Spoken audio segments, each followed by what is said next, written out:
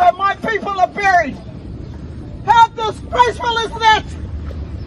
Haruru kauana te reo o tēnei kuia. I buried my cousin there on Saturday. He tautiakitanga i te urupā o ōna mātua tīpuna. How dare you do this to my cemetery? I tino riri ahau, I tino pauri ahau. Me ki I huri ahau hei wahine porangi. Ka tahi anō ahau ka mahi pērā. Ka haere ahau I runga I te huarahi. Nā taku tino riri. Pokea nei te hapori o Matapihi I te tini o ngā prihimana I te rā nei, e ngana ana ki te whakau I te ture mau tohu kenge hou, hoi anō tā rātou, he whakatakariri noa I tēnei kuia mana whenua o ngā tirangi nui me ngā I te rangi. I tēnei ata, I tino tūkino hia mātou o te hapori kia hau nei. Ai, koira te mutunga mai o taku riri. Oh, it's completely overkill. Considering, now let's take into consideration that Matapihi is a one way in and one way out. Why is it that they need to invade our private space? Sit still. Do you understand that you're under arrest?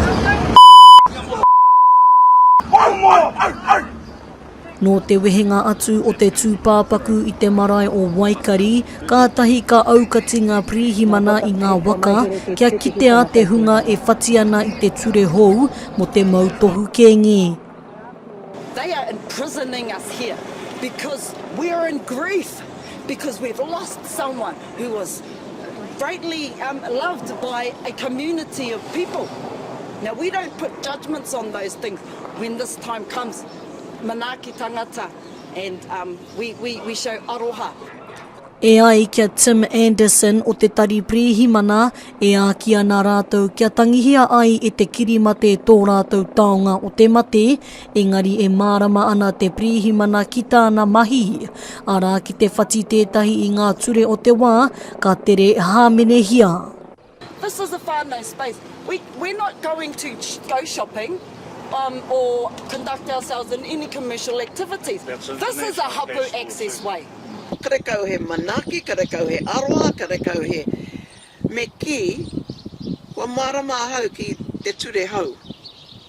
Ana, I hau e hoki mai ana ki tōku kāinga, me te tangi hotu hotu, whakamarama mai rātou ki te rā kaupapa ki tōku marae o Waikari. Tokotoru ngā mema o te kenge māpu manguru ka mau herea, nō rātou ka haere ki te tangihanga. Ka tū rātou ki te aroaro o te kōti hei te mane, te tuarua o tihima. Te āhua nei koe nei te āpōpō o te haere ki tētahi tangihanga. Mihiora Who's in charge?